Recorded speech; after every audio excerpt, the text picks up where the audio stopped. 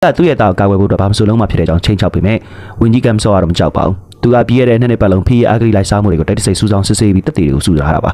နောက်တစ်နေ့မနက်မှာတော့အမတ်ကြီးဖီဟာအမျိုးသမီးဝန်ထမ်းတယောက်ကိုနှောက်ယှက်ခဲ့ပြီးလက်ငွေအများများယူခဲ့တယ်ဆိုတဲ့သတင်းတွေထွက်ပေါ်လာပါတယ်သတင်းနောက်တွေကိုရှောင်ပြီးဖီကအစည်းအဝေးခန်းမှာပုံနေတာပေါ့အဲ့ဒီမှာပဲဝန်ကြီးကမ်ဆော့ကသူ့ကြိုးဆောင်နေတာတွေ့ရပါတယ်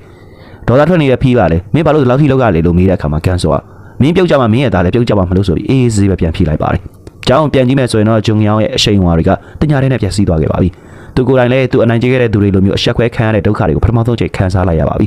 ဒီလိုမျိုးရုတ်တရက်ကြာဆုံးမှုကသူ့ယူမတတ်ဖြစ်စေပါတယ်ဒီအချိန်မဲ့သူကဓာတ်စီဘုံကိုကပ်ပြီးကြောင်းတစ်ကြောင်းလုံးကိုမီးရှို့ပစ်မယ်လို့ချိန်ချောက်ခဲ့ပါတယ်ဟွာချင်းကသူ့ကိုကန်ထုတ်လိုက်ပြီးမီးကြီးကိုကျမ်းမြုံမှာပစ်ချလိုက်တာပေါ့မီးတောက်တွေကမြင်မြန်ဆန်ပြတ်ထန်သွားပြီးဂျုံယောင်းကိုတောင်းတရံမှာပိတ်မိသွားစေပါတယ်ဒီအချိန်မှာသူတကယ်တမ်းကြောက်လန့်သွားပြီးအသက်ချမ်းသာပြီးအသေးတန်တောင်းပန်ပါတယ်ဒါပေမဲ့ဟွာချင်းကလည်းမီးသက်စေဘူးနဲ့မီးကိုနှိမ့်တက်ပေးတာပေါ့သူကဂျုံယောင်းကိုဓာတ်အပေါ်မှာသူပြုတ်မှုခဲ့တာတွေကိုအခုလိုမျိုးသူ့ပေါ်မှာပြန်ပြီးဆက်ဆံတာဖြစ်တဲ့အကြောင်းပြောပါတယ်ဒါပေမဲ့သူဘယ်လိုသင်ခန်းစာမျိုးပဲရခဲ့တေးဆုံးသွားတဲ့တက်ကတော့ဘယ်တော့မှအသက်ပြန်မရှင်လာတော့ပါဘူးသူတို့အစစ်မှန်ဆုံးဖြစ်တဲ့ကတော့သူ့ရဲ့ကြံရှိတဲ့ဘဝတစ်လျှောက်လုံးနောင်နာတွေအပြည့်ရှိစိတ်နဲ့ရှင်းသန်သွားမှာဖြစ်ပါတယ်အဲဒီနောက်မှာတော့လူမိုက်တွေအားလုံးတယောက်ပြီးတယောက်အဖမ်းခံရပြီးကြောင်းအောင်ကြည့်တဲ့ထိုက်တန်တဲ့ဖြစ်တဲ့အောင်ရရှိသွားခဲ့ပါတယ်ပညာရေးဌာနကတော့သူတို့ရဲ့အနိုင်ကျင့်ခဲ့တဲ့မှတ်တမ်းတွေကိုသူတို့ရဲ့ website မှာတရားဝင်ထုတ်ပြန်လိုက်ပါတယ်အနိုင်ကျင့်ခဲ့ရသူတွေကခွင့်မလို့တည်ဒီမှတ်တမ်းကအဲ့ဒီမှာထားရရှိနေမှာပါနောက်တစ်နေရာမှာတော့ကွန်တေးဆိုတဲ့ကျောင်းသားလေးဟာလည်းနာမည်ဆိုတဲ့ကြောကြားတဲ့ဤပညာအထက်တန်းကျောင်းတစ်ခုကိုပြောင်းရွှေ့လာတာကိုတွေ့ရမှာပါအဲ့လိုနဲ့သူကကြောက်ရောက်တဲ့အခါမှာတော့ပထမဆုံးနေ့မှာလေလူမိုက်တွေကသူ့ရဲ့ဖက်နှောက်ယူပြီးကာကွယ်ကပေးဖို့အတွက်တောင်းဆိုပါတယ်သူရောက်သွားတဲ့အတန်းကလည်းကျောင်းတစ်ကျောင်းလုံးမှာအကျန်းဖတ်ဆုံးအတန်းနဲ့ရတစ်ခုပါအဲ့ဒီအတန်းရဲ့ခေါင်းဆောင်ရှန်ဟွမ်ကတော့ဒေါသကြီးတဲ့နေရာမှာနာမည်ကြီးပြီးတခြားတန်းခေါင်းဆောင်အင်ဘိုးနဲ့အမြဲတမ်းရန်ဖြစ်နေကြပါဒီကျောင်းကတော့ထရူဇန်လူမိုက်တွေစုတဲ့အကျောင်းပေါ့ဗျာနောက်တစ်နေ့မှာတော့ဒီအုပ်စုနှစ်စုထပ်ပြီးရန်ဖြစ်တဲ့အခါမှာတော့ဂွန်တေးက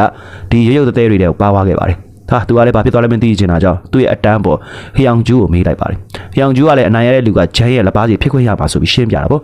တကယ်တော့ဂျန်ဆိုတာဟာဒီလူမိုက်ကျောင်းရဲ့အကြီးဆုံးခေါင်းဆောင်ဖြစ်ပြီးကျောင်းမပြီးခင်ကလေးကခိုင်းထဲကိုဝင်လာတဲ့သူတယောက်ပါကောလာဟာရီကသူဟာတလကိုဝန်တန်းပေါင်းများစွာရှာနိုင်တယ်လို့ဆိုပါတယ်ဒါကြောင့်လည်းဒီကချိတဲ့ကျောင်းသားတွေကအမြဲတမ်းရန်ဖြစ်နေကြပါနောက်ဆုံးမှာတော့အင်ဘိုးနဲ့ရှန်ဟွမ်တို့အနာယူပြီးဂျန်နဲ့တွေ့ခွင့်ရမှာပါအဲဒီနောက်မှာတော့ရှန်ဟွမ်ကသူ့ရဲ့ဒေါသတွေကိုဟျောင်ဂျူးစီကိုပုံချလိုက်ပါတယ်သူကဘာမှအသုံးမကျတဲ့လူတွေလည်းဆွဆွဲလိုက်ပါတယ်ပြီးတော့ဟျောင်ဂျူးရဲ့စောက်တွေကိုဖျက်ဆီးလိုက်ပြီးဂွန်တေးကိုဟျောင်ဂျူးနဲ့တိုက်ခိုက်ခဲ့ပါတယ်ဂွန်တေးကဘာဖြစ်လို့ဖြစ်မှမသိခင်မှာပဲဟျောင်ဂျူးကတမင်တကအရှုံးပေးလိုက်တာပါတကယ်တော့ရှုံးသွားတဲ့လူကလူတိုင်းရဲ့အနိုင်ကျင့်ခံဖြစ်သွားတာပါကျောင်းစတဲ့အခါမှာတော့ဂွန်တေးကဟျောင်ဂျူးရဲ့အိတ်ကိုကူးတယ်ပြီးအိမ်ထီကိုလိုက်ပို့ပေးပါတယ်စကားပြောနေရင်လည်းပဲဟျောင်ဂျူးကစာတင်ရတာအမရဝါဒရာပါပေးမယ်လေမိသားစုစီးပွားရေးအခြေအနေကြောင့်တခြားအကြောင်းလည်းပြောင်းမှုမဖြစ်နိုင်ဘူးဆိုတာသိရပါတယ်နောက်တစ်နေ့မှာတော့ဟွာချင်းစစ်ဆေးမှုအဖြစ်ဒီအကြောင်းရောက်လာပါပြီဆရာကြီးရောက်တဲ့အခါမှာတော့မထင်မှတ်ပဲဂွန်တေးကသူ့စီကိုသွားပြီးလျှို့ဝှက်ကုန်းနံပါတ်ပြောလိုက်ပါတယ်တကယ်တော့ဂွန်တေးကပညာရေးဝန်ကြီးဌာနရဲ့ဒုတိယညွှန်ကြားရေးမှူးဖြစ်နေတာပါဒီစစ်ဆေးမစခင်တည်းမှာကန်ဆော့ကသူ့အကြောင်းထဲမှာအတွင်းလူဖြစ်ဆုံးသမ်းဖို့စပိုက်နှုတ်ထားတာပါအဲဒီနောက်မှာတော့ဟွာချင်းရဲ့ညွှန်ကြားချက်အတိုင်းဂွန်တေးကမနက်စာစားဆောင်မှာပြေးဝင်သွားပြီးကျောင်းသားတွေကိုတမင်ရန်ဆက်ကသူတို့အားလုံးအားကစားခမတာရအောင်မျှခေါ်လိုက်ပါတယ်လူအားလုံးခမတွေကိုရောက်သွားတာနဲ့ဟွာချင်းကတကားတွေကိုပိတ်လိုက်ပြီးစာသင်ဖို့အတွက်ထိုင်ခိုင်းပါတယ်